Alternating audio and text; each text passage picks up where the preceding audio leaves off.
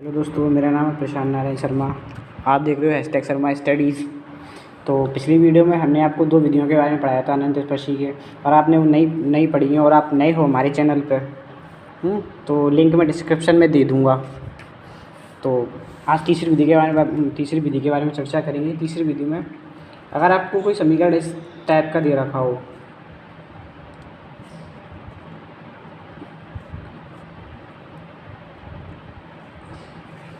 जहाँ पर n घाते हों, तो इस सिचुएशन में क्या करेंगे। आप समझ गए होंगे मेरी इस लिखावट को, आप आई होप आप समझ रहे हो। तो इस सिचुएशन में अपन x बराबर 1 और y बराबर m रखेंगे। m रखने पर कभी उच्च घात फिर निम्न घात के पद प्राप्त होंगे, तो अपन पदों को अलग अलग लिख लेंगे।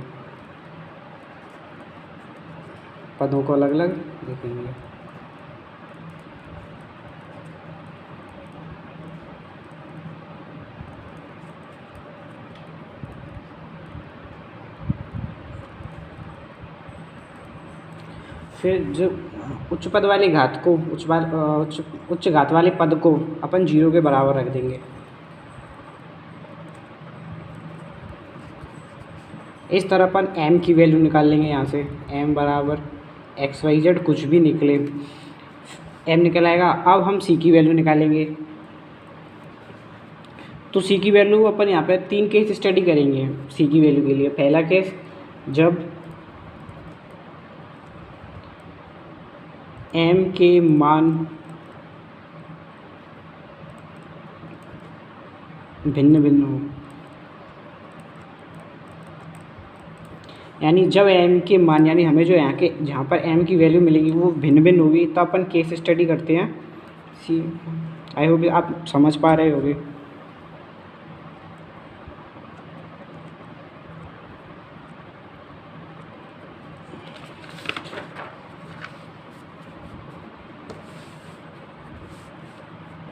तो उसको सॉल्व करके अपन ये लिखेंगे।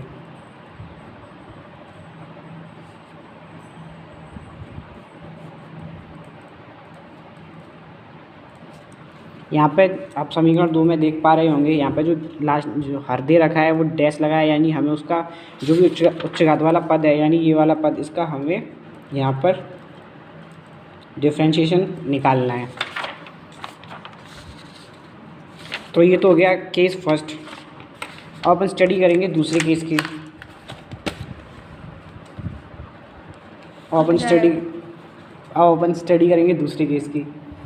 दूसरा केस, जब m के दो पद समान होंगे, यानी दो मान समान होंगे।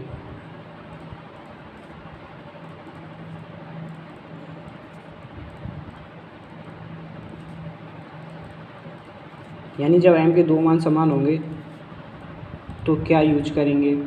वैसे मैक्सिमम 2-3 केस पे कम क्वेश्चन पूछे जाते हैं और फर्स्ट केस पे ज़्यादा क्वेश्चन पूछे जाते हैं।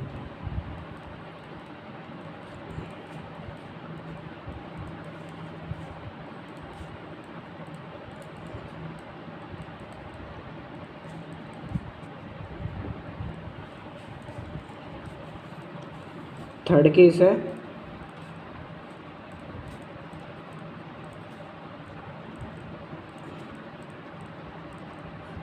जब m के 3 मान समान होंगे, तब इस सिचुएशन में अपन तीसरा केस यूज करते हैं। आप सिमेट्री समझ रहे होंगे, एक एक आगे बढ़ता जा रहा है।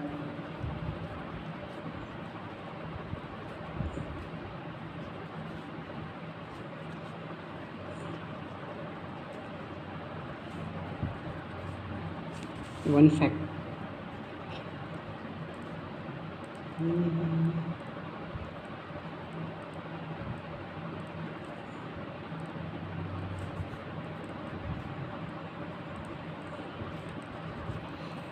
ये अपन 3 केस स्टडी करेंगे। सिर्फ इस विधि में मेथड तो सिर्फ इतना ही था। अब अपन कुछ क्वेश्चन लेते। जैसे ये सवाल है, आप देख पा रहे हैं यहाँ पे 3 घात, 2 घात, 1 घात, यानी तो फिर एक तरह की सिमेट्री चल रही है।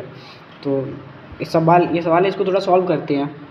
मैंने सवाल सॉल्व कर लिया है। तो आप देख पा रहे हैं कि उच्चतम घात यानी n बराबर 3। तो सेम मेथड x बराबर 1, y बराबर m पुट करनी है। ये m पुट कर दी तो ये आ गया।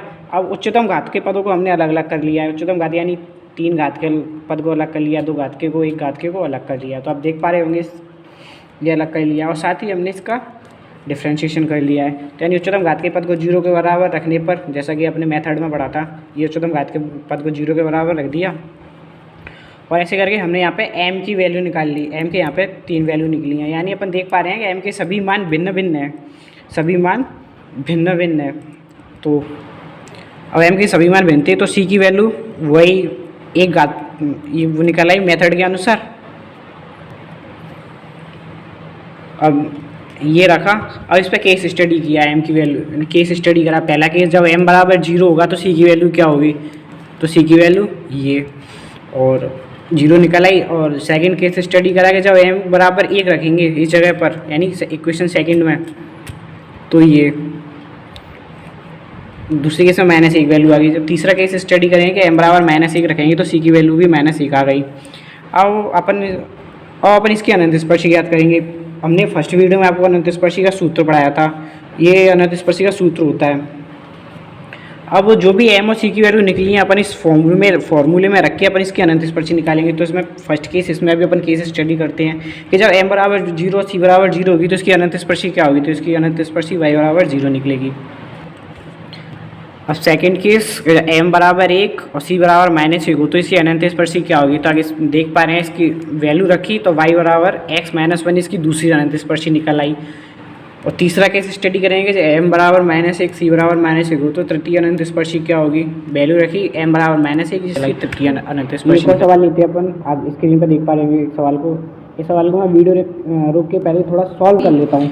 आप देख रहे होंगे मैंने थोड़ा बहुत सवाल सॉल्व कर लिया है कि ये वाला पद है, मैंने इसको इस तरफ ले लिया है बराबर 0 के। आप देख पा रहे हैं कि 3 2 1 यानी घात घट रही है, यानी m मेथड यानी लघु विधि यानी शॉर्टेड मेथड। तो सेम यहाँ पे n की घात उच्चतम 3 है तो x बराबर 1 y बराबर m रखने पर ये रखे ये आ गया। तो यानी उच्चतम घातें, उच्चतम घात और निम्नतम घात हमने सारी अलग कर ली। तीसरे का हमने पहले से इसका अवकलन करके रखा है, उच्चतम घात के पद को 0 के बराबर रख लिया। अब ये आ रहा है ये, तो हम इसको सॉल्व करना 12th क्लास से पढ़ रहे हैं कि 3 घात के पद को कैसे सॉल्व करते हैं और इसके कैसे शून्य के बराबर रख के हम इसके मूल निकालते हैं। तो मैंने m बराबर -1 2 रख के इसके पहले से ही शून्य निकाल दिया है, शून्य निकाल के इसको सॉल्व कर लिया है। तो हमने निकाला था, तो अब हमने देखा कि जो पीछे वाला जो हमने समीकरण 1 दिया है उसमें जो ये वाला पद है, इसके जो पद के मूल है ना वो काल्पनिक आ रहे हैं, काल्पनिक। सो इस वजह से हम इनके मूलों को इग्नोर करेंगे और इसका केवल एक ही मूल निकलेगा m बराबर -2। हम उसको मानकर इसकी अनंत स्पर्शी निकालेंगे, जबकि इसका एक ही मूल दे रखा है। तो सेम वाला मेथड वही पिछली वाली वीडियो में, यानी भिन्न भिन्न ज़रूरत ही नहीं है, एक दे रखा है तो यानी वही मेथड के हिसाब से सेम मेथड। और f-2 की वैल्यू, φ2 m की वैल्यू जो हम पहले निकाल चुके हैं और इसकी वैल्यू पहले निकाल चुके हैं, ये यहाँ पे रखी।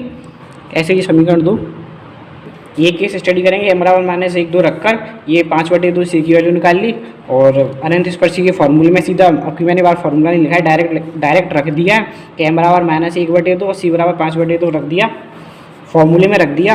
और ये इसको थोड़ा सॉल्व कर लिया, ऐसे आप भी सॉल्व कर लेना और इसकी फाइनल अनंत स्पर्शी केवल एक ही निकलेगी। अगर हमारी वीडियो में आपको कुछ भी थोड़ा बहुत समझ में आया हो तो #शर्मा स्टडी को लाइक करें, सब्सक्राइब करें और बेल आइकन को ऑल पे सेट करें।